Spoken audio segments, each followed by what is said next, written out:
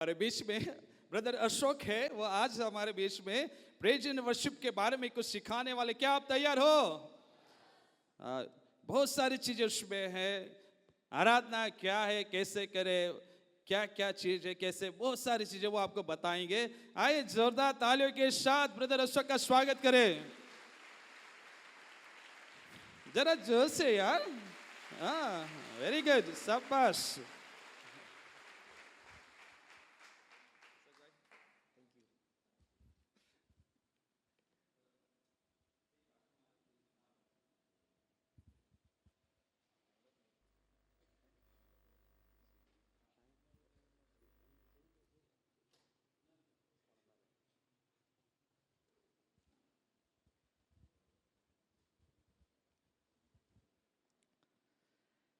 Hallelujah.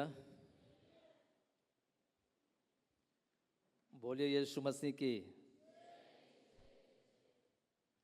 बोलिए यीशु मसीह की। આજે સુંદર સવારે તમારી સાથે હોવું મારા માટે ખૂબ જ આનંદની બાબત છે અને એટલી મોટી સંખ્યામાં તમારી સાથે ઉપસ્થિત રહેવું અથવા તો તમારી સામે હોવું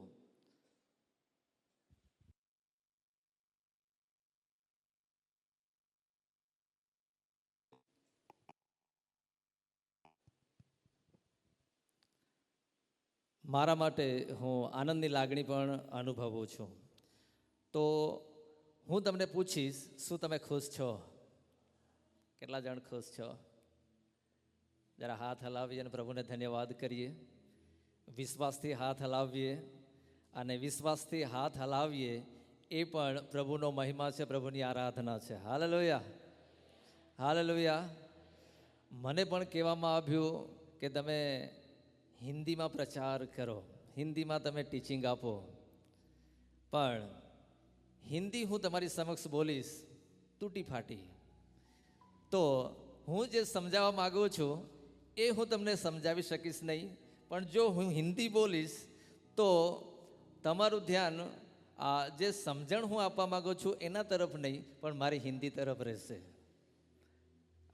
થોડી તકલીફ થશે महाराष्ट्र જેવો આવ્યા છે તેઓને. जितने लोग महाराष्ट्र से हैं उनको थोड़ी दिक्कत होगी, तकलीफ होगी. प्रयास करिश, प्रयत्न करूँगा, जहाँ जहाँ ये ज़रूरी है तो मैं बोल दूँगा. आमेन, आमेन, हालेलुया. एक ટૂંકું સેશન તમારી મધ્યે હું લાવવા માગું છું અને એ છે આરાધના.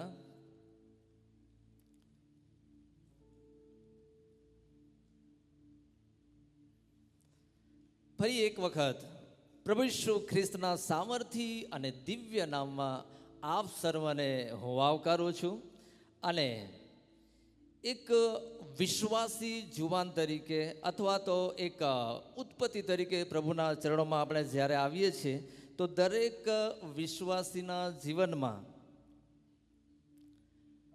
જે ઘણા બધા મહત્વપૂર્ણ વિષયો છે એમાંથી એક ખૂબ જ મહત્વનો જે વિષય છે, સબ્જેક્ટ છે, એ આરાધના છે.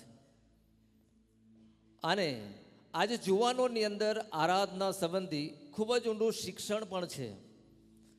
એવું નથી કે તમે આરાધના વિશે નથી જાણતા. પોતપોતાના ચર્ચોમાં તમે ખૂબ જ સારી આરાધના કરો છો અને આરાધના તમારા માટે તમારા જીવનમાં પ્રમુખ સ્થાને હોઈ શકે. તમે આરાધનાને અગ્રિમતા આપી હોય અને દરેક વિશ્વાસીને માટે આરાધના અગ્રિમ છે, અગ્રસ્થાને હોવી જરૂરી છે. અને એની સાથે સાથે દરેક મંડળીની પણ અગ્રિમતા, અગ્રસ્થાન એ આરાધનાનું છે. Hallelujah, hallelujah. બોલીએ યીશુ મસીહ કી. તો વધુ સમય નહીં લેતા હું તમારી સમક્ષ એક પીપીટીના માધ્યમથી અહીંયા ડિસ્પ્લે કરવામાં આવશે અને એ તમે ધ્યાનથી જોજો. તમે નોટ નહીં કરો તો ચાલશે, કેમ કે આખર ભાગની અંદર અમે તમને એક QR કોડ આપીશું અને એના પરથી તમે સ્કેન કરીને આખું PDF તમે એને ડાઉનલોડ કરી શકશો. અને એક મુદ્દો એવી બાબત છે કે જેને સમજાવવા માટે ખૂબ જ સમય લાગે એવો છે. અને જે વિષય આપણે પસંદ કર્યો છે આરાધનાનો, એ વિષય ખૂબ જ વિશાળ અને ઊંડો છે. એ પ્રગતિ, સતત વૃદ્ધિ પામતો વિષય છે. અને વીતેલા વર્ષોમાં આપણે જે આરાધના કરતા હતા એના કરતાં આજે આપણે સારી અને ઊંચી આરાધના કરી શકીએ છીએ. એ જ રીતે એ સતત વૃદ્ધિ પામતો, વિકાસ પામતો એ વિષય છે અને એ ખૂબ લાંબો વિષય છે. આજે ફક્ત ટોપિક આપણે જોઈશું અને એ તમે ઘરે જઈને મનન કરશો તો પવિત્ર આત્મા ચોક્કસ તમને એ ટોપિક, એ વચનો અને આ કાર્ય તમારા જીવનમાં જીવંત બનાવવાનો તે ચોક્કસ તમને મદદ કરશે. Hallelujah, hallelujah. તો આપણે શરૂ કરીએ. પ્રથમ બાબત હું તમને ટૂંકની અંદર સમજાવવાનો પ્રયત્ન કરીશ કે આરાધના શું છે.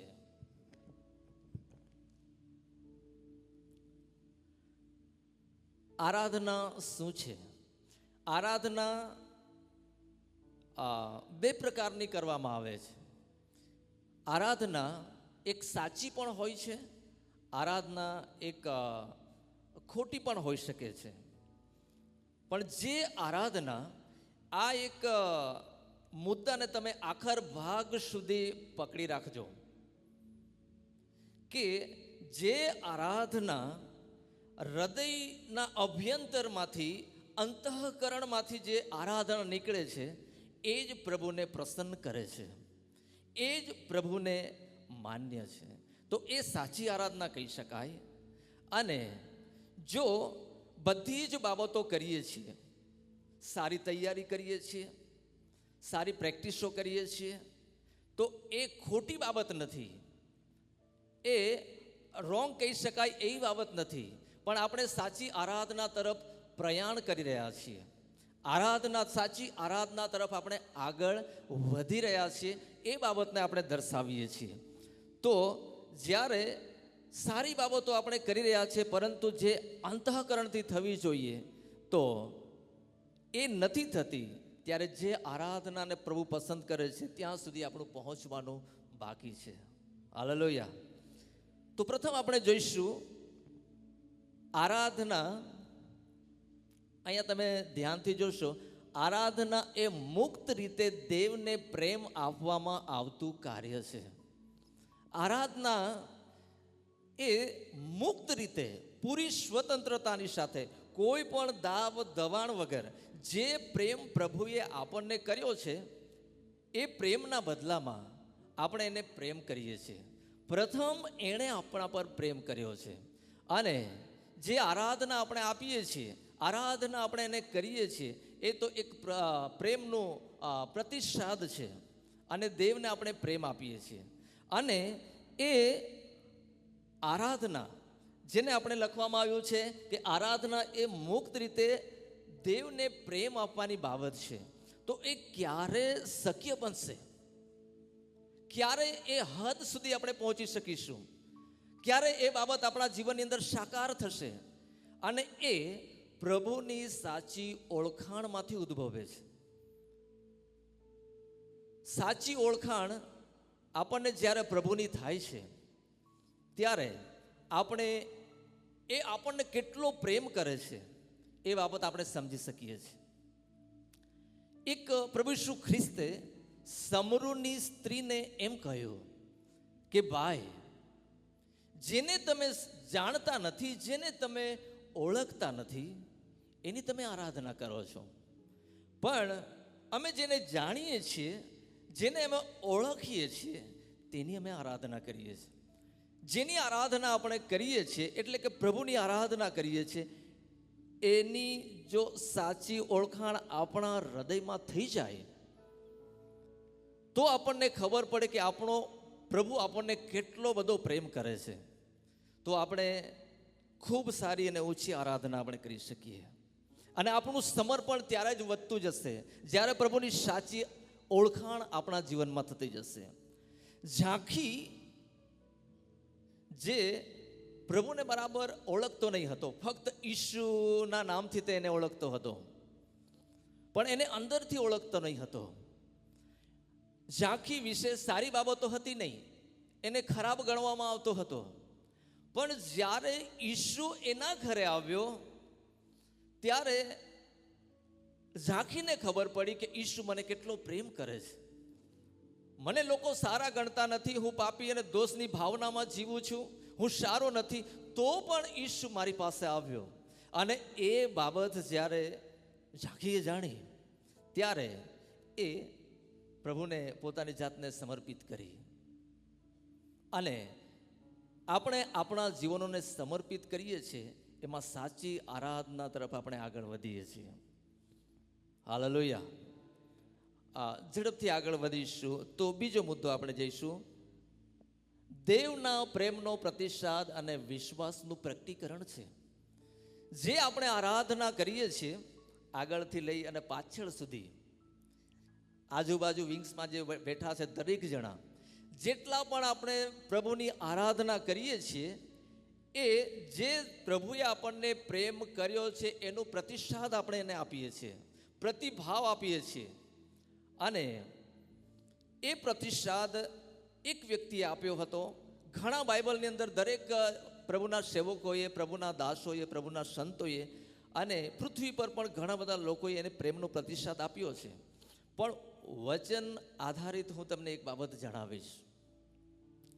પાઉલ જે હતો એ પાઉલ પ્રભુના લોકોને સતાવનાર હતો, મારનાર હતો, બંદીખાનામાં નાખનાર હતો.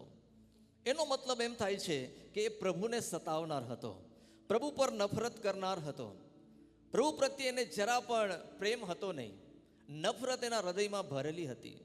પણ એક દિવસ ઈશુનો ભેટો એની સાથે થયો, એટલે મુલાકાત થઈ. અને એવા સમયે જ્યારે એનું દર્શન એને પ્રાપ્ત થયું અને એણે કહ્યું કે હે પ્રભુ તું કોણ છે? ત્યારે પ્રભુએ કહ્યું કે હું ઈશુ છું જેને તું સતાવે છે. ત્યારે એના હૃદયની અંદર એટલી બધી વેદના થઈ, એટલો બધો તે ઘાયલ થયો અને એના પ્રેમને થોડોક સેજે પણ એને ચાખ્યો કે જેની હું નિંદા કરું છું, તેના પર હું નફરત કરું છું, જેને જરા પણ પ્રેમ કરતો નથી, જેના માટે મારા હૃદયમાં આટલું પણ સ્થાન નથી, એ આજે મને દર્શન આપે છે, એ મને પ્રેમ કરે છે. અને એટલો અંશ માત્ર એક સંદર્શન દ્વારા એને પ્રેમનો અનુભવ થયા પછી એ તરત જ આજ્ઞાંકિત થયો અને એણે પ્રભુના પ્રેમ પર વિચાર કરવાની શરૂઆત કરી. અને પ્રભુનું આગમન થયું ત્યારથી કૃષારોપણ એટલે કે વધસ્તંભ, પ્રભુ ઈસુ ખ્રિસ્ત વધસ્તંભ પર જોડાયા ત્યાં સુધી એણે પ્રેમને જોયો. અને એને સતત ઈશુનો પ્રેમ એના જીવનની અંદર એને દર્શન થતા રહ્યા અને એનામાં દેવના પ્રેમની વૃદ્ધિ થતી ગઈ. અને એક દિવસ જે વધસ્તંભ પર જે મહાન પ્રેમનું કાર્ય દરેક મનુષ્યને માટે, મારા માટે, તમારા માટે, આખી માનવજાત માટે પ્રભુએ જે મહાન કામ કર્યું, એના પ્રેમની અનુભૂતિ અથવા તો જાણ પાઉલને થઈ. પાઉલે જાણ્યું અને ત્યારે એ કહી શક્યો કે વધસ્તંભની વાત, વધસ્તંભનો પ્રેમ ઘણા લોકોને મૂર્ખતા જેવી લાગે છે, પણ મારા માટે તે સામર્થ્ય બની ગયો છે.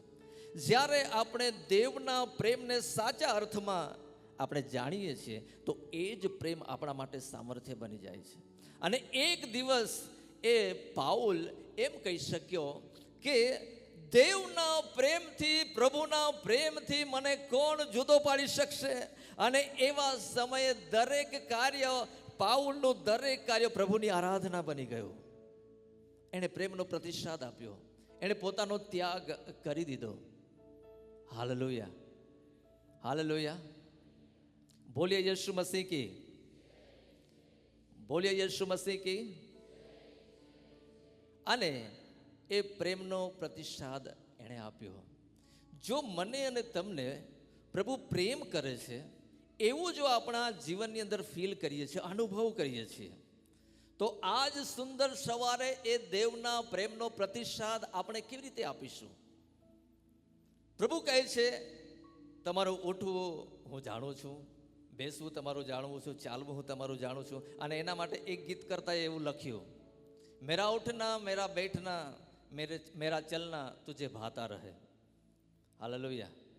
જ્યારે આપણે ખરા અર્થમાં કંઈક શીખવા માટે બેસીએ છીએ તો પ્રભુ પ્રસન્ન થાય છે. અને જ્યારે આપણે કંઈક શીખી અને જીવનની અંદર પ્રભુની નજદીકી પ્રાપ્ત કરીને ઉઠીએ છીએ, પ્રભુને પસંદ પડીએ છીએ. બહાર જઈને આપણા જીવનની અંદર, રોજિંદા જીવનની અંદર આચરણ કરીએ છીએ અને એ પ્રમાણે આપણે જીવન જીવવાની શરૂઆત કરીએ છીએ, પ્રભુને પસંદ પડીએ છીએ અને આપણે દેવના પ્રેમને પ્રતિસાદ આપી શકીએ છીએ. બીજું છે વિશ્વાસ. આગલો એ જ મુદ્દાની અંદર, આગલા મુદ્દામાં વિશ્વાસનું પ્રકટીકરણ. ઇબ્રાહીમે પોતાના જીવનની અંદર વિશ્વાસનું પ્રકટીકરણ આપ્યું. જે દીકરામાં પ્રભુનું એક મહાન દર્શન સમાયેલું હતું, એમાં લખવામાં આવ્યું છે, ઇબ્રાહીમને પ્રભુએ કહ્યું, ઇબ્રાહીમ, જે દીકરો હું તને આપીશ તેનામાં આખી માનવજાત આશીર્વાદિત થશે અને એ દીકરો જીવતો રહેવો જરૂરી છે કે જેથી એનામાંથી દરેક વંશ, દરેક માનવ જાતિ આશીર્વાદિત થાય.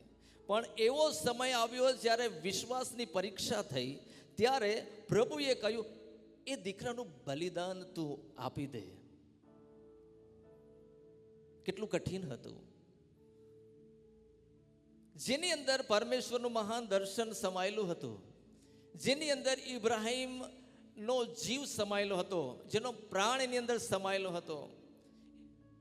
તો પણ જ્યારે પ્રભુએ કહ્યું, એ આજ્ઞાંકિત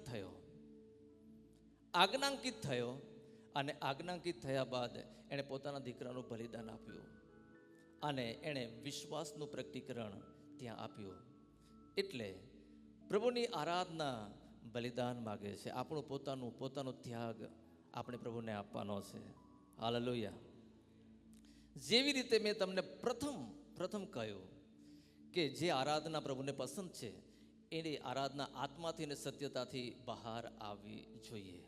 અને એ સાચી આરાધનાની અંદર થોડી બાબતો ઠસોઠસ ભરી છે, એની અંદર પુષ્કળતાની અંદર સમાયેલી છે. અને એ છે વિશ્વાસ, પ્રેમ, આધીનતા, સમર્પણ, ત્યાગ અને આજ્ઞાકારિતા. આ બાબતો આપણી આરાધનાની, જે આરાધનાની અંદર આ બાબતો સમાયેલી છે, એ આરાધના પ્રભુને ખૂબ ખુશ કરે છે. આગળ આપણે વધીશું. આગળ ત્રીજો મુદ્દો, આરાધના એ હૃદયમાંથી ઉદ્ભવે છે. દેવના સદગુણો અને તેની પવિત્રતા, તેનો મહિમા, તેના પ્રેમ વિશે બાબતો માટે સભાન બને છે, ત્યારે આપોઆપ હૃદયમાંથી નીકળી આવતો ઉદ્ગાર છે. અને આ ક્યારે શક્ય બને છે? જ્યારે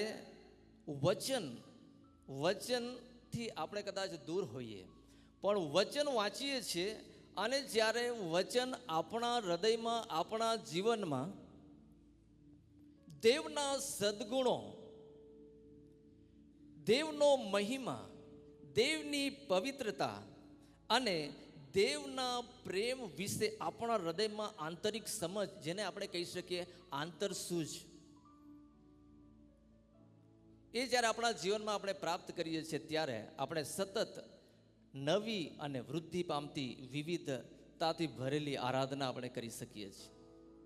એટલે વચનના સંપર્કમાં રહેવું, સતત વચનો વાંચતા રહેવું, વચનો પર પ્રેમ કરવા દ્વારા જ્યારે આપણું હૃદય એ વચનો વાંચે છે, મનન કરે છે અને દેવના પ્રેમ, દેવનો મહિમા, તેની પવિત્રતાના સદગુણો વિશે આપણું હૃદય સભાન બને છે, ત્યારે કોઈના કહેવા વગર આપણા હૃદયમાંથી દેવને માટે ઉદ્ગાર નીકળી આવે છે કે ઓ પ્રભુ, તું કેટલો ભલો છે, ધન્યવાદ પ્રભુ, તમારી આરાધના થાવ. એ કોઈ કહેતું નથી, આપણા હૃદયમાંથી ઉદ્ગાર નીકળી આવે છે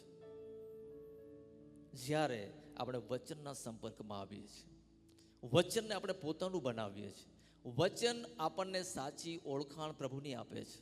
આગળ વધીએ. નેક્સ્ટ, આરાધના શું છે તેના સંબંધી આપણે થોડું શીખી રહ્યા છે. આરાધના બિનસ્વાર્થી અને બિનશરતી વલણ છે. આરાધના બિનશરતી છે. આરાધનામાં આપણે કોઈ જ શરત મૂકી શકતા નથી. એની અંદર આપણે સ્વાર્થી બનવાનું નથી. પણ નેક્સ્ટ એની સાથે જ આરાધના સમર્પણ, ત્યાગ, આધીનતા અને શરીરનું જીવંત અર્પણ છે. આરાધના જ્યારે આપણે કરીએ છીએ ત્યારે એની અંદર કોઈ સ્વાર્થ રાખવો નહીં. હું આરાધના કરીશ અને મને સારો ગણવામાં આવશે, મારી પ્રશંસા થશે, અને હું આરાધના કરીશ તો પ્રભુ મને ખૂબ આશીર્વાદો આપી દેશે, એવો સ્વાર્થ પણ એની અંદર નથી. એ નિખાલસ, નિર્દોષ અને નિસ્વાર્થ પ્રભુની આરાધના છે. એ આપણે પ્રભુને આપીએ છીએ. એની અંદર આપણે શરત પણ મૂકી શકતા નથી. એ ઉચ્ચ આરાધના છે કે પ્રભુ હું તારી આરાધના કરું છું, પણ મારા જીવનમાં આશીર્વાદો આપજે, આશીર્વાદો આપજે, એવી શરત આપણે મૂકી શકતા નથી. મારા જીવનના આ ક્ષેત્રોને તું ખોલી નાખજે, એમ આપણે કહી શકતા નથી.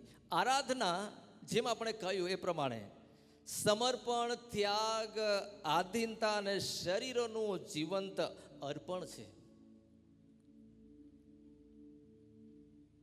સારી આરાધના કરવાની અપેક્ષા આપણે બધા જ રાખીએ છીએ કે હું કે પછી વ્યક્તિગત અથવા તો સામૂહિક આરાધના જ્યારે કરીએ તો પ્રભુની મહાન ઉપસ્થિતિ મારી મધ્ય રહે, મારા હૃદયમાં રહે, અને જ્યારે હું આરાધના કરું તો આ બાબતો બને, એ ખૂબ મહત્વનું આપણા જીવનની અંદર હોય છે. પણ એની અંદર જ્યારે નિસ્વાર્થ અને બિનશરતી આરાધના આપણે કરીએ છીએ, આપણા શરીરોનું, આપણા મનોનું, આપણા પ્રાણોનું સમર્પણ આપણે કરીએ છીએ, ત્યારે માગવા અગાઉ પ્રભુની ઉપસ્થિતિ આપણા જીવનમાં છે. અને એ આપણા હૃદયનું આપણા હૃદયનું વલણ છે. એક સાચા વિશ્વાસી અથવા તો સાચા આરાધકનું વલણ આરાધનામય છે. એનું રોજિંદુ જીવન આરાધનામય છે. જ્યારે એ ચાલે છે તો આરાધના કરે છે, જ્યારે એ કંઈક બોલે છે તો આરાધના કરે છે, જ્યારે કંઈક કામ કરે છે તો તે આરાધના કરે છે. એ સાચી આરાધના એક વિશ્વાસી જીવનની જીવનશૈલી છે. જીવનશૈલી છે. આપણું જીવન જ આરાધના છે. આપણે હાલતી ચાલતી આરાધના છીએ. એકબીજાને કહીએ આપણે હાલતી ચાલતી આરાધના છીએ. हम प्रभु की हिलती चलती आराधना है. સાચી આરાધના હૃદયમાંથી નીકળે છે. આગળ હવે એને તમે ઘરે જઈને વધુ સ્પષ્ટ રીતે તમે વધારે સમજી શકો છો, શીખી શકો છો. અને બીજા મુદ્દા પર આપણે આવીશું, આરાધનાનું મહત્વ. આરાધનાનું મહત્વ મારા માટે શા માટે છે? સાચી આરાધના કેવી હોવી જોઈએ, આરાધના શું છે, એના વિશે થોડો વિચાર આપણે કર્યો.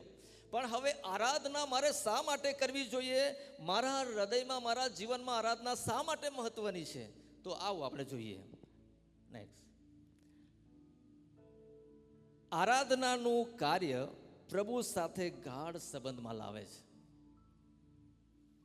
આરાધનાનું કાર્ય પ્રભુ સાથે ગાઢ સંબંધમાં લાવે છે. કેટલા એવા વ્યક્તિઓ છે, હું પ્રશ્ન નહીં પૂછીશ પણ તમે માની લો, કેટલા એવા લોકો છે કે જેઓ પ્રભુની સાથે એકદમ નજદીકના અને ગાઢ સંબંધની અંદર જીવન વિતાવવા માંગે છે. તો આ એક આરાધના એવું માધ્યમ છે જે ખૂબ જ પ્રભુની નજદીક લાવી દે છે, ખૂબ નજીક લાવે છે. અને જ્યારે સાચા અર્થમાં હૃદયથી આપણે જેવા પણ છે એવા જેવા છે તેવા આપણે પ્રભુની આરાધના કરીએ છીએ, તો આપણે તેની સાથે ગાઢ સંબંધમાં આવતા જઈએ છીએ. અને નેક્સ્ટ, આરાધના પ્રભુને આપવામાં આવે છે, પ્રભુ માટે છે, તે આપણા માટે નથી. જેમ આપણે શીખી ગયા કે આરાધના બિનસ્વાર્થી અને બિનશરતી છે. આરાધના હું મારા માટે કરતો નથી, આરાધના કોઈક બાબત માટે કરવામાં આવતી નથી. આરાધના ફક્ત અને ફક્ત પ્રભુને માટે કરીએ છીએ. સ્તુતિ આરાધના આપણે કહીએ છીએ. જે અગણિત ઉપકારો આપણા જીવનમાં પ્રભુ કરે છે અને એની સભાનતા આપણું હૃદય જ્યારે કેળવે છે, ત્યારે આપણે તેને ધન્યવાદની ભેટ આપીએ છીએ.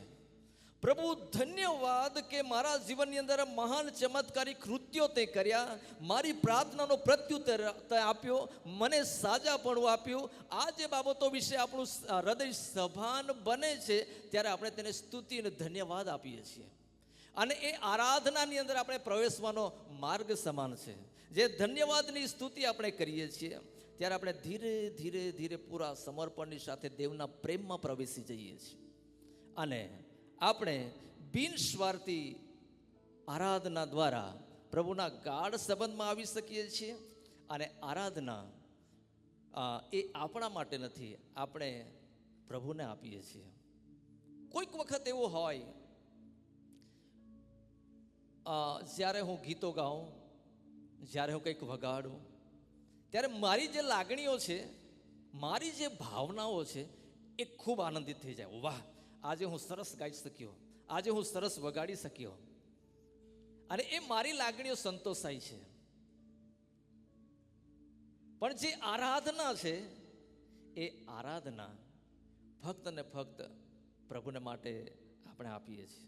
આપણી લાગણીઓને કદાચ સારું નહીં પણ લાગે, કદાચ આપણે બીમાર હોઈએ, અરે હું ઉઠીને આરાધના કરી શકું એવી યોગ્યતા મારી પાસે નથી, પણ જ્યારે એવી અવસ્થામાં પણ જ્યારે આપણે પ્રભુને આરાધના આપીએ છીએ, પ્રભુની સ્તુતિ કરીએ છીએ, ત્યારે એ આરાધનાનું કાર્ય આપણા માટે એક યજ્ઞ બની જાય છે, બલિદાન બની જાય છે. અને એ પ્રભુને ખૂબ જ પ્રસન્ન છે, પ્રભુને ખૂબ ખુશ કરે છે.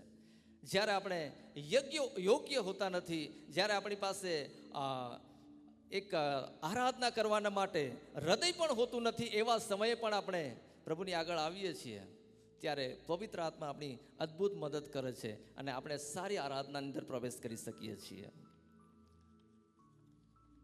નેક્સ્ટ, તે ફક્ત ગીતોના શબ્દોમાં જ નહીં પણ જીવનમાં પણ થવી જોઈએ.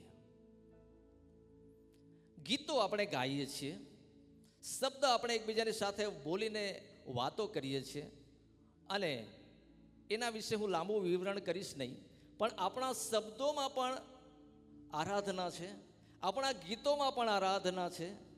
પણ જ્યારે આપણા જીવનના ઘણા બધા ક્ષેત્રો છે, ઘણા બધા ભાગો છે, ત્યાં આપણે પ્રભુની આરાધના કરતા નથી, ત્યાં આપણે સીમિત બનાવી દઈએ છીએ.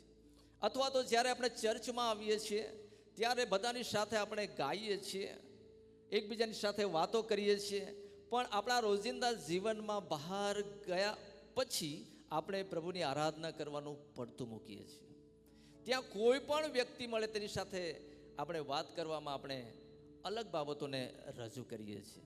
પણ અહીંયા જે મુદ્દો લખવામાં આવ્યો છે કે ફક્ત ગીતોમાં કે શબ્દમાં જ નહીં પણ આપણે હાલતી ચાલતી આરાધના છે, તો દરેક બાબતોની અંદર જીવનના દરેક ક્ષેત્રોમાં આપણે આરાધના બની જવાનું છે.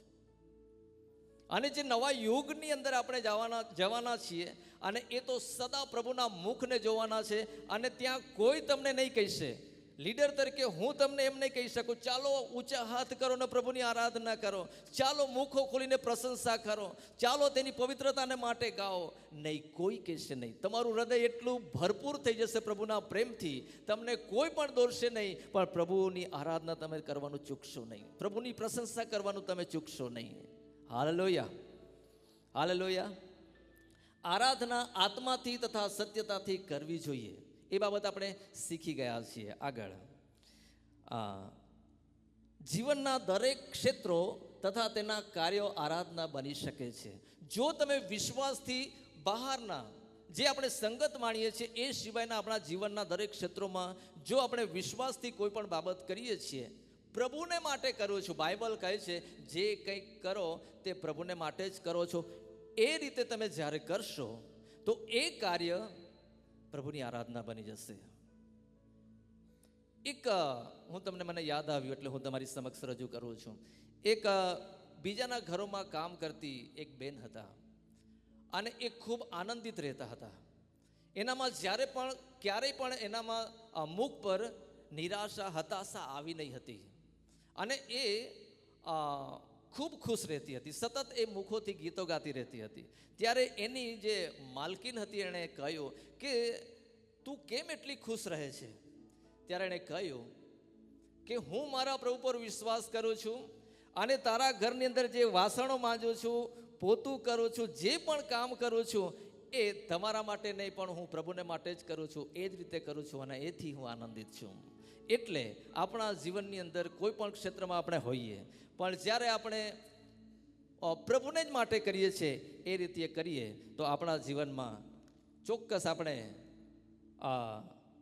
દરેક ક્ષેત્રોમાં પ્રભુની આરાધના બની શકીએ છીએ. આગળ આરાધના, આગળ અહીંયા એક ચિત્ર આપણને આપવામાં આવ્યું છે. એક જે વચ્ચે બતાવવામાં આવ્યું છે એ આરાધના છે. અને આરાધના કેટલી બધી મહત્વની છે એ હું તમને ટૂંકની અંદર સમજાવીશ. અને જ્યાં આરાધના છે ત્યાં પ્રભુ છે, અને જ્યાં પ્રભુ છે ત્યાં સતત આરાધના છે. જો આપણા હૃદયમાં પ્રભુ છે તો ત્યાં આરાધના છે, અને જો આપણા હૃદયમાં આરાધના છે તો ત્યાં પ્રભુનો વાસો છે. અને જ્યારે એ રીતે આરાધના કરવામાં આવે છે, જેની અંદર પ્રથમ માર્ગો ખોલે છે. મેં માર્ગ ખોલવા માટે આરાધના કરી નથી, પણ જ્યારે ખરા હૃદયથી જ્યારે આરાધના કરવામાં આવે છે, માર્ગોને ખોલી નાખવામાં આવે છે. જીવનના કોઈ પણ પ્રકારના જે માર્ગો બંધ થયા છે, તમારા જીવનની અંદર, મારા જીવનની અંદર બંધ થયા હોય તો તે ખોલી જાય છે. અને આપણે સમજીશું, પાઉલ અને શીલાસ જ્યારે બંદીખાનાની અંદર મધરાત્રે જ્યારે તેમના શરીરોને કપડાં કાઢીને ફટકા મારવામાં આવ્યા હતા, ખૂબ દુઃખી હતા, એવી અવસ્થાની અંદર તેઓ અંદરના માહેના બંદીખાનામાં હતા, મધ્યરાત્રિ હતી. એવા સમયે તેઓએ આરાધના કરી, અને જ્યારે આરાધના કરી તેઓએ સ્તોત્ર ગાયા, એટલે કે સ્તુતિના ગીતો ગાયા, પ્રાર્થના કરીને પોતાનું સમર્પણ, પોતાનો વિશ્વાસ તેઓએ પ્રગટ કર્યો. ત્યારે અચાનક ધરતીકંપ થયો, બંદીખાનાના પાયા હાલી ગયા, અને ત્યાં લખવામાં આવ્યું છે બધા જ દરવાજા ખોલી ગયા. એને આપણા જીવનમાં આધ્યાત્મિક રીતે લાગુ પાડીએ તો જ્યારે આપણે આરાધના કરીએ છીએ, તમે કોઈ પણ જીવનની અંદર એવું અનુભવો છો કે મારા માર્ગો બંધ થઈ ગયા છે, મારી આશા નષ્ટ થઈ ગઈ છે, હવે હું આગળ વધી શકું તેમ નથી, પણ એવી અવસ્થાની અંદર પણ તમે અને હું આરાધના કરીએ, માર્ગો ખોલે છે. અને ત્યાર પછી એ આરાધનામાં બંધનો તૂટી ગયા. બેડીઓ હતી, હેડની અંદર એમના પગ ઘલવામાં આવ્યા હતા. એમની સાથે જેટલા પણ લોકો હતા, કેદીઓ હતા, એમના પણ બંધનો તૂટી ગયા. જ્યારે આપણે નિસ્વાર્થ, નિર્દોષ અને બિનશરતી આરાધના ખરા હૃદયથી કરીએ છીએ, ત્યારે કેવી બાબતો પ્રભુ બનાવે, કેવી બાબતોને લાવે છે. અને એ છે આરાધના. બંધનોને તોડી નાખે છે. બધા જ બંધનો તૂટી ગયા, કોઈ પણ પ્રકારના બંધનો હોય. આગળ અને જ્યારે સુવાર્તાનો માર્ગ, એ સુવાર્તા લઈને પાઉલ અને શીલાસ આગળ જઈ રહ્યા હતા, સેવાને આગળ લઈ જઈ રહ્યા હતા, પણ એ રોકાઈ જાય, એને બંધ કરી દેવામાં આવે. ત્યારે લખવામાં આવ્યું છે કે જે રોમનોને યોગ્ય નથી એવી બાબતો, એવી નિયમો તેઓ આપણને શીખવે છે. અને એના માટે જ્યારે ત્યાં સુવાર્તાનો માર્ગ ખોલી ગયો, અને દરોગો અને તેના આખા પરિવારને પ્રભુએ ત્યાં તારણ કર્યું. હાલેલુયા. આગળ વિજય, વિજયનો માર્ગ છે. આરાધના એ વિજયનો માર્ગ છે. યહોશાફાટની બાબતો આપણા જીવનની અંદર આપણે જાણીએ છીએ. યહોશાફાટ એ બહુ જ પ્રચલિત ભાગ છે બાઇબલનો આરાધનાને માટે, બધા જ આપણે જાણીએ છીએ. પણ જ્યારે યહોશાફાટની સામે રાજાઓ આવતા હતા, કેટલા રાજાઓ હતા? લગભગ 3 હતા. 3 રાજાઓ મોટું સૈન્ય લઈને યહોશાફાટની સામે આવ્યા. મોટી મુશ્કેલીની અંદર યહોશાફાટ આવ્યો. ત્યારે એણે શું કર્યું? જે રીતે મેં તમને કહ્યું કે જ્યારે આપણે વચનના સંપર્કમાં આવીએ છીએ, દેવના પ્રેમ, દેવની આજ્ઞાઓ, દેવના જે પવિત્રતા અને પ્રેમ વિશે જ્યારે આપણે સભાન બનીએ છીએ, એ જ રીતે આ યહોશાફાટે બીજા તરફ દ્રષ્ટિ કરી નહીં, પણ પ્રભુનું વચન લઈને બેસી ગયો. અને પ્રભુના વચન તરફ, પ્રભુ તરફ તેણે દ્રષ્ટિ કરી. અને ત્યારે આહાઝિયલ પર દેવનો આત્મા આવ્યો, અને તેને કહેવામાં આવ્યું, યહોશાફાટ ઉઠ અને તું લડાઈ કર, એ લડાઈ તારી નથી, એ મારી છે. અને એ રીતે એક બાબત ત્યાં ગીત લખવામાં આવ્યું છે, યહોવાનો આભાર માનો, કેમ કે તેની કૃપા સર્વકાળ ટકે છે. જો મારા ને તમારા જીવન પર દેવની કૃપા છે તો તે સર્વકાળ માટે આપણા પર ટકેલી છે. આપણે પ્રભુની આરાધના કરીએ અને જે ક્ષેત્રોની અંદર આપણે હાર પામેલા છીએ, થાકી ગયા છીએ, પ્રભુ આપણને વિજયવંત બનાવે છે. જ્યારે નિસ્વાર્થ નિર્દોષ આપણા હૃદયમાંથી પ્રભુની આરાધના પ્રેમપૂર્વક આપણે કરીએ છીએ, ત્યારે આપણા જીવનમાં આપણે વિજયવંત થઈએ છીએ. હા, આપણે વિજયવંતથી પણ વધીને છે, આપણા જીવનમાં આપણને વિજય આપી દેવામાં આવ્યો છે. તેની સમાનતા આપણું હૃદય ત્યારે કેળવે છે. છુટકારાનો માર્ગ, છુટકારાનો માર્ગ, બધા જ બંદીવાનોની છુટકારો કરવામાં આવ્યો. આગળ ગળોને તોડી પાડવા.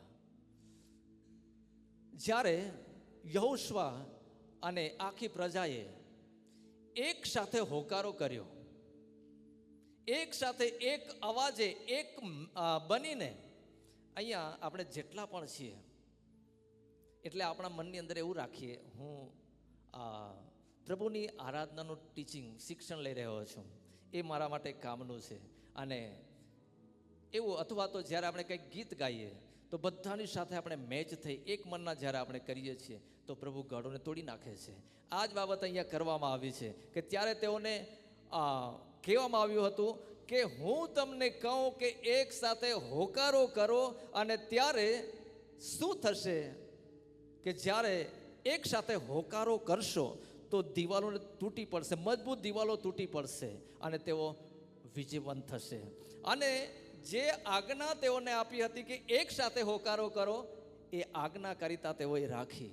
અને જ્યારે કહેવામાં આવ્યું કે એક સાથે હોકારો કરો, અને મજબૂત ગળોને તોડી પાડવામાં આવ્યા અને તેઓને વિજયવંત બનાવીને આગળ લઈ જવામાં આવ્યા.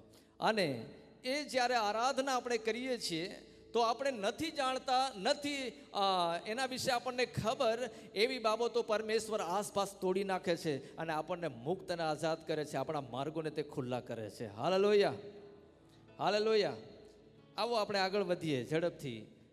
આરાધના શા માટે કરવી જોઈએ, આ ત્રીજી બાબતને આપણે ધ્યાનમાં રાખીશું. હમ આરાધના ક્यों કરે, हम आराधना क्यों करें, आराधना क्या है, आराधना का महत्व या मूल्य क्या है, और यहाँ पर हम सीख रहे हैं कि आराधना क्यों करनी चाहिए, आराधना શા માટે કરવી જોઈએ. આપણો સર્જનહાર છે, જેની આપણે આરાધના કરીએ છીએ એ આપણો સર્જનહાર છે. આપણા સર્જનહારની આરાધના આપણે કરવી જોઈએ.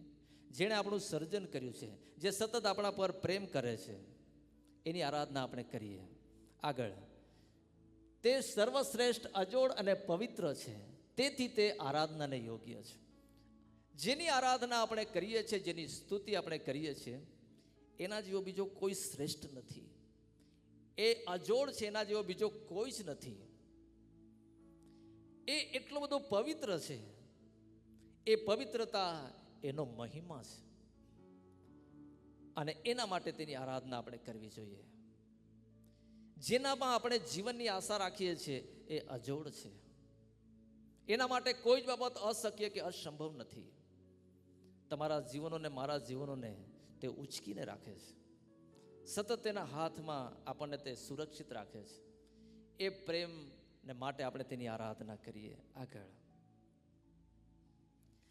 તેણે જે આપણા માટે જે કર્યું છે તે માટે તેની આરાધના કરીએ. આપણે પોતે વિચારીએ કે પ્રભુએ મારા માટે શું કર્યું છે. જ્યાં સુધી આપણે એ નહીં જાણીએ કે મારા માટે પ્રભુએ શું કર્યું છે, તો ત્યાં સુધી એ ઉચ્ચ આરાધના સુધી પહોંચવું આપણા માટે થોડું તકલીફ રહેશે. તમે એ આરાધના સુધી નથી પહોંચ્યા તો તમે ખરાબ છો એવું ક્યારેય નથી. પ્રભુ આપણને વૃદ્ધિ આપી રહ્યો છે. Hallelujah, hallelujah. એક દિવસ તમે ઘરે બેસીને યાદી બનાવો કે પ્રભુએ મારા માટે શું કર્યું. ચોક્કસ તેણે આપણા માટે બલિદાન આપ્યું છે, તેણે બિનશરતી પ્રેમ આપણને કર્યો છે, અને આપણા માર્ગોને તેણે ખુલ્લા કર્યા છે, આપણા માટે આકાશને તેણે ખુલ્લું કર્યું છે. આપણે વિશ્વાસથી આપણે સ્વર્ગમાં બેઠેલા છીએ, એ બધી જ બાબતો કરી છે. એ સિવાય પણ ઘણી બધી બાબતો કરી છે જેના માટે આપણો પ્રભુ આરાધનાને યોગ્ય છે. હાલેલુયા. આગળ, ઉદ્ધાર ને તારણને માટે. આપણો ઉદ્ધાર પ્રભુએ કરી લીધો છે, આપણા પાપ તેણે લઈ લીધા છે. હવે આપણે સ્વતંત્ર છે, પાપના બોજ નીચે હવે આપણે નથી, અને એના માટે આપણે સ્વતંત્ર હોવાને કારણે આપણે પ્રભુની આરાધના કરીએ. આપણે ઉદ્ધાર પામેલા લોકો છીએ, આપણે પ્રભુની ખાસ પ્રજા છીએ. એકબીજાને હાથ મિલાવીને ઝડપથી કહી લઈએ, આપણે ઉદ્ધાર પામેલા છે.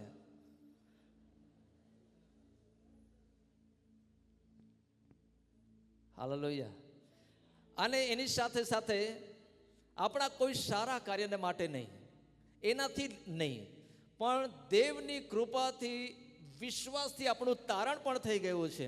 એના માટે આપણે કંઈ જ કર્યું નથી, પણ આજે આપણને મહાન તારણની ભેટ દાન આપણને આપવામાં આવ્યું છે, અને એના માટે આપણો પ્રભુ આરાધનાને યોગ્ય છે.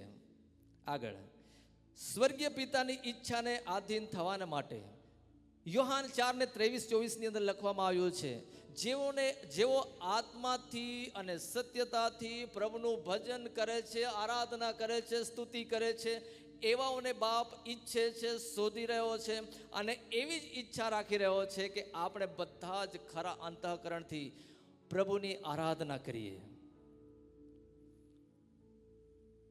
અને આરાધના કરવી એ દેવની આજ્ઞા છે, એ સૂચન નથી. હું તમને કહું કે ચાલો અહીંથી બધાએ ઉઠવાનું છે ને બહાર જવાનું છે, એક સૂચન છે. હાલેલુયા. પણ પ્રભુએ આપણને આજ્ઞા આપી છે કે આપણે આજ્ઞાકારિતા શીખીએ, અને આજ્ઞાની અંદર જીવન છે. જે જીવન આપણે શોધી રહ્યા છે, જે જીવનની અંદર આપણે પ્રવેશ્યા છે, એ આજ્ઞાની અંદર છે, એ આધીનતાની અંદર જીવન છે. અને એ જ્યારે આપણા જીવનમાં હોય છે ત્યારે આપણે સાચી આરાધનાના વલણમાં પ્રવેશી જઈએ છીએ. આપણું હૃદયનું વલણ એવું બની જાય છે કે આપણે ઈચ્છતા નથી, પણ પ્રભુની આરાધના આપણા જીવનમાંથી થતી જ રહે છે. એવા વલણ, એવી ઊંચાઈ સુધી આપણે પહોંચી જઈએ છીએ. નેક્સ્ટ, સ્વર્ગીય પિતા પ્રભુ આપણા આરાધનાને શોધતા નથી, પરંતુ આરાધના કરનાર લોકોને શોધે છે.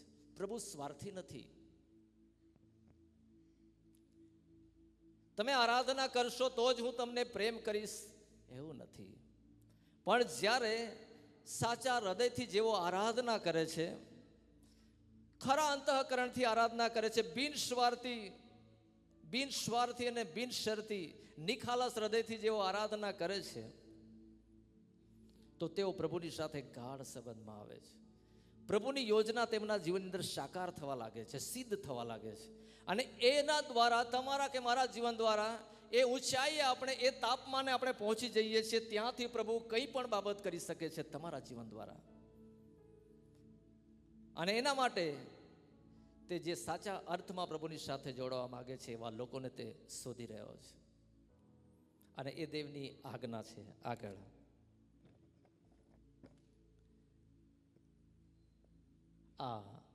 આ ત્રણ બાબતો મેં તમને કહી કે આરાધના શું છે, आराधना क्या है. બીજી બાબત આપણે શીખ્યા, आराधना नो महत्व. हमारे जीवन में आराधना का मूल्य या महत्व कितना है और क्यों है, એ બાબતને આપણે શીખ્યા. સાચી આરાધના હૃદયમાંથી નીકળે છે. મહત્વ કે એ આરાધના આપણને પ્રભુની સાથે ગાઢ મિત્રતા, ગાઢ સંબંધમાં લાવે છે. કોઈ પણ અવસ્થાની અંદર તમે પ્રભુથી દૂર જશો જ નહીં. અને ત્રીજી બાબત આપણે શીખ્યા કે કેમ આરાધના કરવી જોઈએ. તો પ્રભુ આપણો સર્જનહાર છે, આપણા પર કૃપા કરે છે, આપણો તેણે ઉદ્ધાર કર્યો છે, તારણ કર્યું છે. એના માટે હવે આપણી આરાધનાની સાથે કંઈક એવા પ્રકટીકરણો, શારીરિક પ્રકટીકરણો જોડાયેલા છે. એ બાબતો આપણે જોઈ લઈશું ઝડપથી. તાળીઓ શા માટે પાડીએ છીએ? પાડવી, અહીંયા થોડું મિસ્ટેક થઈ છે. તાળીઓ શા માટે પાડવી? તાળીઓ પાડીએ છીએ જ્યારે આપણા ચર્ચની અંદર અમે જરા અહીંયા આગળ ઊભા રહીએ છીએ. હું તમારી નિંદા નહીં કરીશ, પણ તાળીઓનું મૂલ્ય આપણે નથી સમજ્યા ત્યારે આપણે તાળીઓ પાડવાનું ચૂકી જઈશું. અને ઘણી વખત આપણે થોડી તાળીઓ પાડીએ છીએ. કોઈ બહુ જોરમાં તાળીઓ પાડે છે, અને કોઈ ઉપર હાથ કરીને તાળીઓ પાડે છે, અને કોઈ પગ પર તાળી પાડે છે. અલગ અલગ આપણે તાળીઓ પાડીએ છીએ. પણ તાળીઓ જ્યારે આપણે પાડીએ છીએ તો ત્યાં શું સાબિત કરીએ છીએ? જ્યારે આપણે તાળીઓ પાડીએ છીએ તો પ્રભુમાં આપણે વિજયવંત છીએ એની સાબિતી છે, એનું પ્રકટીકરણ છે. અને એ જ્યારે આપણે એને સાબિત કરીએ છીએ કે પ્રભુ મને વિજય આપી દેવામાં આવ્યો છે તમારા તરફથી, હું વિજયવંત છું, હું આનંદિત છું, એ આનંદનું પ્રકટીકરણ છે.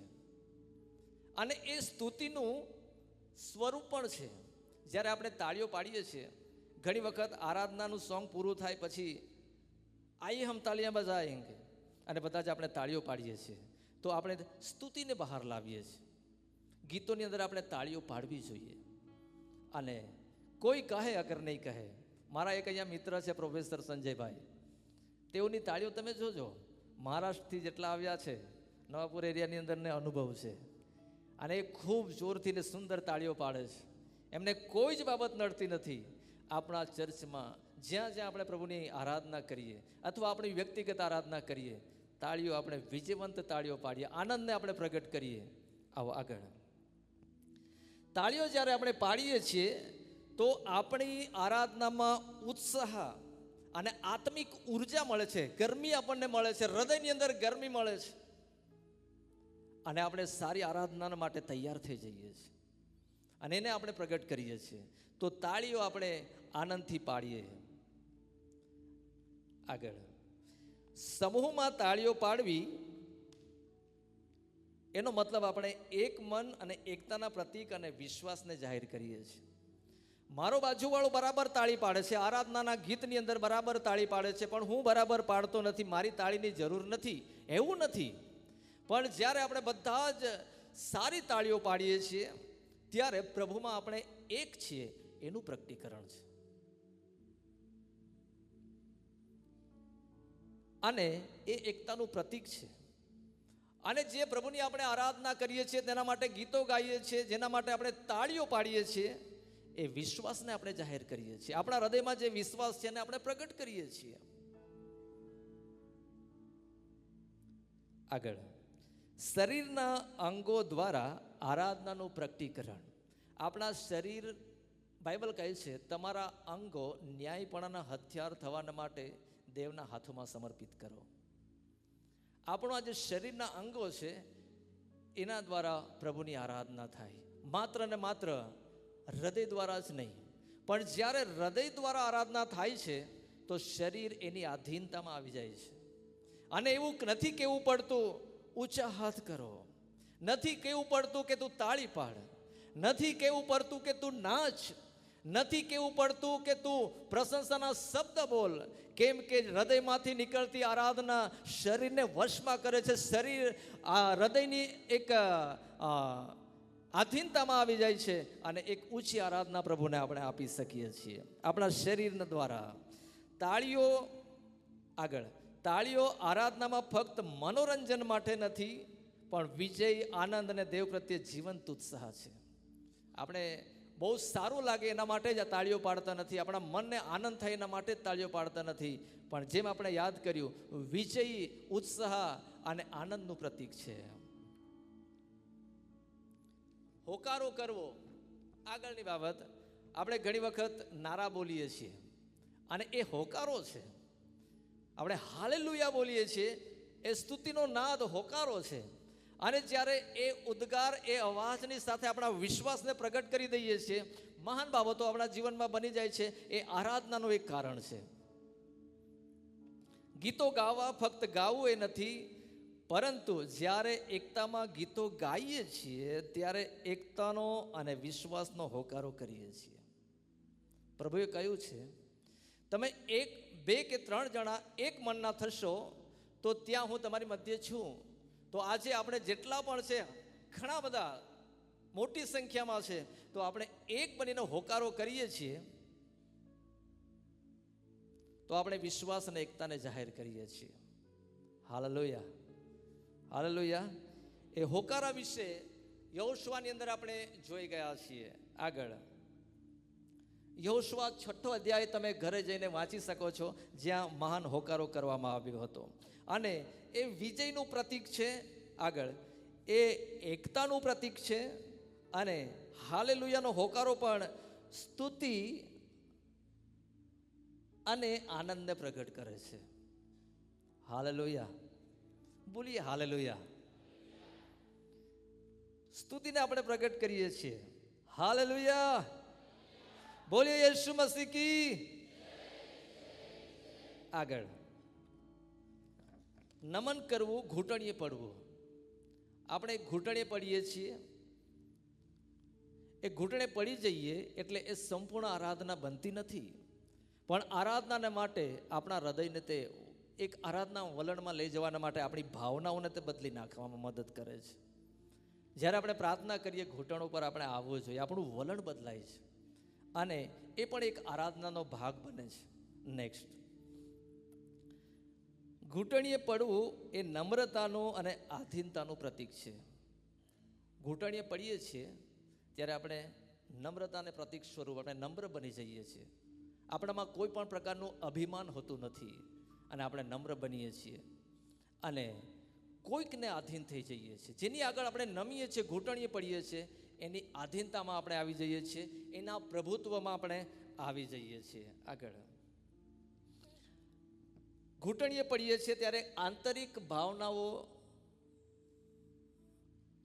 ભાવનાઓ બદલવામાં આપણને મદદરૂપ થાય છે. અને નીચે યીશુનું પરીક્ષણ કરતા પણ શેતાને કહ્યું કે યીશુ, મારી આગળ તું નમી જા, ઘૂંટણીએ પડીને મારું ભજન કર, મારી આરાધના કર, જો જેટલું દેખાય છે એ બધું જ હું તને આપી દઈશ. પણ યીશુએ કહ્યું, શેતાન, મારાથી તું આગો જા, દૂર જા. એવું કહેવામાં આવ્યું છે, એવું લખવામાં આવ્યું છે, તું તારા એકલા દેવની આરાધના કર, તેનું ભજન કર અને તેની જ સેવા કર. Hallelujah, hallelujah. આગળ ઊંચા હાથ કરીએ. ત્રીજી બાબત આપણે આરાધનાની અંદર કરીએ છીએ, ઊંચા હાથ કરીએ. અને ઊંચા હાથ કરવા એ સ્તુતિ, આરાધના અને આધીનતા કે શરણાગતિના ભાગરૂપે કરીએ છીએ. શરણાગતિ આપણે પ્રભુની આગળ એ પ્રદર્શિત કરીએ છીએ કે પ્રભુ, હું તારી આગળ સમર્પિત થાઉં છું, મને તારી જરૂર છે અને તું મને પ્રેમ કરે છે, તેની સભાનતા મને છે. તું મારા પર પ્રભુત્વ કર. અને જ્યાં સુધી પ્રભુને માટે આપણા હાથો ઊંચા રહે છે, ત્યાં સુધી આપણે વિજયને જાહેર કરીએ છીએ. આપણે થાકી જતા નથી, આપણે આગળ વધીએ છીએ. મૂસાએ જ્યાં સુધી હાથો ઊંચા રાખ્યા ત્યાં સુધી ઇઝરાયલ જીતતું હતું, પણ જ્યારે એના નીચા હાથ થઈ જતા ત્યારે તે હારતું હતું. અને જોયું કે મારા હાથ નીચા થવાથી લોકો હારે છે, મારી પ્રજા હારી જાય છે, ત્યારે એમને ટેકો કરીને પણ એના હાથ ઊંચા રાખવામાં આવ્યા અને તેઓ વિજયવંત બની શક્યા. આગળ ઊંચા હાથ કરવા એ સ્તુતિનું પ્રતીક છે. હૃદયની અવસ્થાને પ્રગટ કરીએ છીએ. આપણા હૃદયમાં જે પ્રભુ પ્રત્યે વિશ્વાસ અને નમ્રતા છે એને આપણે જાહેર કરીએ છીએ અને એ આપણા હૃદયની અવસ્થાને પ્રગટ કરીએ છીએ. બોલીએ યેશુ મસીહ કે, બોલીએ યેશુ મસીહ કે. હવે આરાધના આપણા શરીરના ભાગો દ્વારા આપણે એની અંદર કેવી રીતે સામેલ થઈએ છીએ તે બાબત પણ આપણે ટૂંકની અંદર શીખ્યા. સાથે સાથે આરાધનાની અંદર અજાણતાની અંદર પણ આપણે જે બાબતો બોલીએ છીએ એ બાબતો, એ શબ્દો વિશે આપણે કેટલા સજાગ છીએ.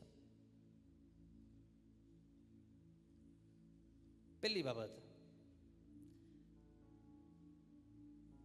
આરાધનામાં બોલાતા શબ્દો પ્રત્યે સભાનતા કેળવવી. ધન્યવાદ. મારું મુખ, મારું હૃદય એવી રીતે ટેવાઈ ગયું છે, અથવા તમારું કે મારું, કે કંઈ પણ વિચાર્યા વગર શૂન્ય અવકાશની અંદર પ્રભુ ધન્યવાદ, પ્રભુ ધન્યવાદ, પ્રભુ ધન્યવાદ. અને એ સારી બાબત છે. ધન્યવાદ એ આરાધનાની અંદર પ્રવેશ કરવાનો માર્ગ સમાન છે, એ વાત સાચી છે. પણ જ્યારે પ્રભુ ધન્યવાદ અને એ જે ધન્યવાદ આપણે પ્રભુને આપીએ છીએ એ શા માટે આપીએ છીએ એની સભાનતા, એની જાણકારી આપણા હૃદયમાં આપણે કેળવીએ છીએ ને, ત્યારે જે મહાન આરાધના બને છે તો એ ધન્યવાદની ભેટ પ્રભુને ખૂબ જ ખુશ કરી નાખે છે. જ્યારે આપણે ધન્યવાદ કહીએ છીએ ત્યારે જે અગણિત ઉપકારો આપણા જીવન પર કર્યા છે નથી ગણતરી કરી શકતા, એટલા ઉપકારો આપણા જીવન પર કર્યા છે. એના પ્રત્યે આપણું હૃદય સભાન હોવું જોઈએ, સજાગ હોવું જોઈએ. અને એ જ્યારે કરીએ છીએ તો ધન્યવાદ પ્રભુ એમ કહીએ છીએ. પ્રભુની મહાન ઉપસ્થિતિ આપણા હૃદયોને અડકે છે, જે ઉપસ્થિતિ આપણા હૃદયોમાં બની રહે છે. અને બીજા શબ્દ આપણે બોલીએ છીએ હાલેલુયા. હું જ્યારે બોલાવું છું, એક વખત બોલાવું હાલેલુયા તો ખૂબ જોરમાં બોલી દે છે. બીજી વખત બોલાવું તો થોડા ધીરા થઈ જાય, ત્રીજી વખત બોલાવું તો થોડા ધીરા થઈ જાય, ચોથી વખત બોલાવું. અને મને કોઈએ કહ્યું કે હાલેલુયા બોલવામાં પ્રભુની સ્તુતિ થાય છે, તો એ બાબત આપણા જીવનની અંદર આપણે કરવી જોઈએ. આગળ, તું પવિત્ર છે. જ્યારે આપણે પવિત્રતા વિશે કહીએ છીએ ત્યારે એની પવિત્રતા વિશે આપણા જીવનની અંદર સભાનતા હોવી જોઈએ. તું સામર્થ્ય છે, તું અતિ મહાન અને મહિમાવાન છે. એવા શબ્દો જ્યારે આપણે બોલીએ છીએ ત્યારે એ શબ્દોની સજાગતા આપણા જીવનમાં હોય છે. ત્યારે એક એક આપણા મુખમાંથી બોલેલો શબ્દ એક પ્રભુની આરાધના બની જાય છે. બોલીએ યીશુ મસીહ કી. હવે હું થોડી નાની એક્ટિવિટી કરીને પૂરું કરીશ. જે આરાધનામાં બોલાતા શબ્દ છે એમાંથી એક બે શબ્દ હું તમને બોલાવીશ અને તમે બધા જ બોલશો. શું બોલવા માટે તૈયાર છો? કેટલા જણ તૈયાર છો પ્રભુની આરાધના માટે? તમે હાલતી ચાલતી પ્રભુની આરાધના છો.